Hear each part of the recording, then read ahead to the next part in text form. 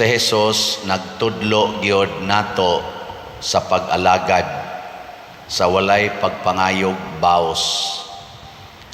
Mauna nga dinhi sa atong ebanghelyo sa dihang nihangyo ning duha ka managsuon kuyog sa ilang inahan nga palingkoron sila sa tuong bahin o sa walang bahin ni Jesus.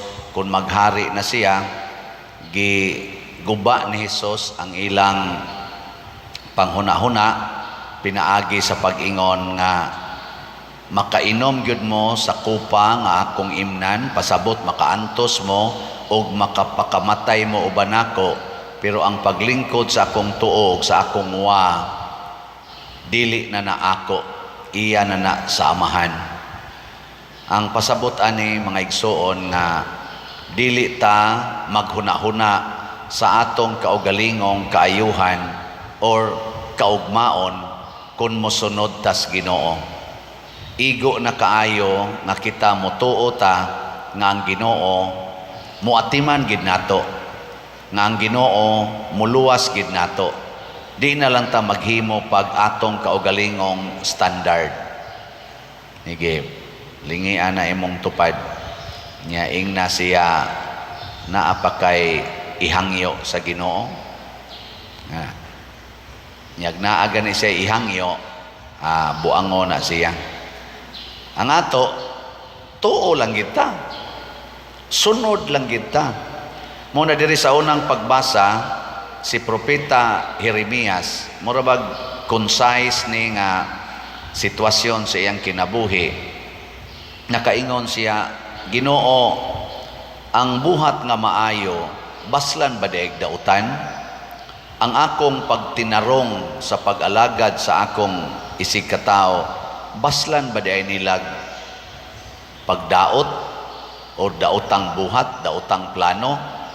Pero niingon gid siya pagtapos niyag sulti, niingon siya, hinumdumi nga midangop ako kanimo aron paghangyo kanimo nga hunungon mounta ang imong kasuko kanila. Pasabot, ang tao di ang nagsunod sa Ginoo, di gyud masuko ngadtos mga tao nga nagbuhat og dautan batok kanila. Okay, kaduhang lingi, na di ka masuko sa imong bana or sa imong asawa kung mga bit. Di ka masuko. Nga mayroon gani siya, adi sa tamahimoy, masuko sa dana. Na mayawaan gapunta ng dapita. Kining atong tubag sa Salmo, mga igsoon, nga nag-ingon, luwasa ako o Ginoo, diha sa imong makanunayon nga gugma, dako kay ni siyag kahulugan. Nga kini di ay kaluwasan nga gikan sa Ginoo, dili ni sama sa kaluwasan nga gikan nato. Kaya panganang gikan nato, pasabot gikan sa atong balaod nga tawhanon, ingon luwason nato ning asawa nga gisigihag kulatas bana. Unsaon pagluwas? Ikiha ang bana, prisuha ang bana, pabayra ang bana, unya i-divorce. Kay haron maluwas na siya sa peligro. Pero ang sa Ginoo, luwason ta niya pinaagi sa pag-supply og makanunayon nga gugma. Lahi no? Pasabot, luwason tas Ginoo, gikan aning mga dautan, iyang butangan og gugma ang atong kasing-kasing, aron dili ta mohunong og higugma aning mga dautan, og dili sad ta matakdan sa ilang kadautan. Kay ang atong kining gitawag og kapildihan, kana mangyong makasa ta. Kay makasa na ta, mapurfit man tong trono kadtong langit nga giandam sa Ginoo. Muna suplayan ta niyag makanunayong gugma. So kung ikaw ginikanan ang imong anak mga tapulan kay tanan, mga masinupakon kaayo, kung mudangop kas Ginoo nya mo yung Ginoo luwasa in taon ning akong pamilya, ang una yung himuon sa Ginoo nato or kamo di ay mga ginikanan, tagaan mo og makanunayong gugma nga dili gyud mo muundang sa paghigugma og pagpasaylo, pagdawat og pagatiman sa inyong mga anak bisan pa man og murag hopeless na ang ilang kahimtang.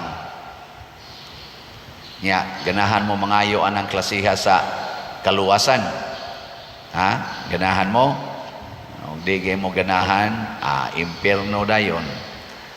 Mabita na din ako sad, nagsige man sa kughangyo, Ginoo, luwasa in taon may ani mong daghan kaing bayranan, kay paspas na kaayo ang trabaho sa atong kumbinto, ato ra ba gining gitarget nga mahuman unta karong pizza 12 or ini ka Abril kay before sa pizza 12 kay ato untang publisingan.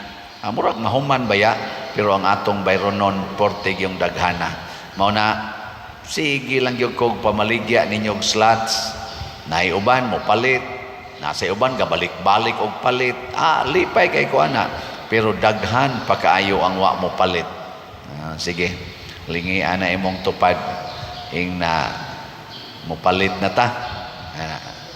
Nya og kanang wa diri kanang imong amigo amiga tiksi ragod. Tiksi ba? Ing na mamalitan na og slots. Bisag tag usa lang ka slot gud, usa sa SBF dag 500 man nya usa sad sa DCHS kanang atong para special slot nato sa atong pista og sa Holy Week. Unsa man ni sila? Pagpakita og gugma. Nya ako sad ani nga inyong parish priest nga nag-organize niining maong mga kalihukan, maong projects. Ako sang gamiton ang gugma. Gugma sa paghatag ninyo opportunity nga makapaambit mo sa inyong mga grasya, financial o spiritual nganhi sa atong simbahan. Kay mao man na ang tinuod nga naghigugma ay mag-inambitay.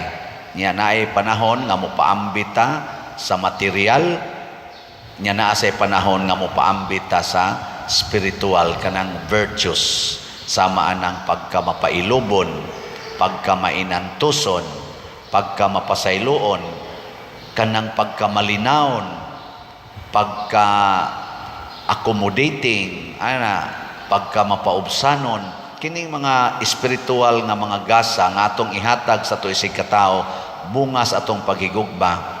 Gikinahanglan kay na usahay pa gani makaingon ta mag-unsa man ang kwarta ug wa nay gugma. Di ba? Kay ang kwarta nga way gugma murag way bili, pero ang gugma sang way kwarta mura man sa wa say ayo. Naigugma ta simbahan unya di kang palit og slot, mura man sa makaingon ta nga mura sa digway ayo da. Ingon ani ang solusyon di ay walay nahigugma nga dili mo paambit og kwarta, pero daghang tao nga naay kwarta pero way gugma. Ana din na siya. So kitang naghigugma ay necessary gina nga mag-inambitay sa atong mga material nga mga gasa, pero kanang mga way gugma mapuno na sila sa material nga gasa pero mga daw gyapon kay na sila. Makaluwas ba? Dili. Makatiwas. Na kita kay makaluwas man ta, mo nang maingon ang Ginoo, imna ninyo ang akong kupas pagantos, pabunyag mo sa kamatayon nga akong dawaton, unya magkuyog ta dito sa langit. Dili na importante asa mo lingkod, basta masud ta sa langit, equal na tagkalipay, wala ka nang hahanapin pa. Ana na siya. Jesus Christ, the Son of God, was born for you and me. He came to bring the good news, from sin to set us free. The blind, the deaf, the lame, the poor, His power meant to see. He gave His life upon the cross, eternal life the key.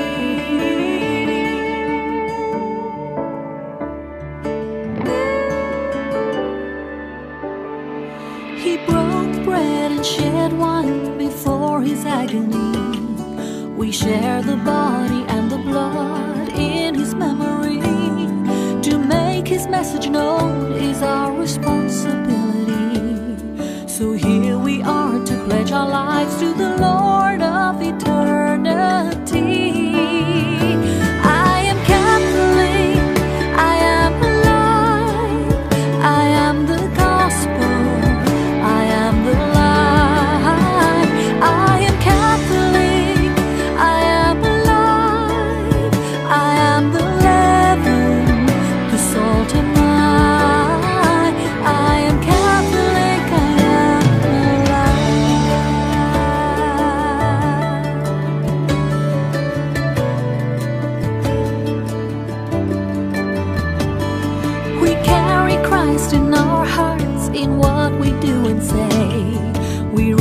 our voices live the truth.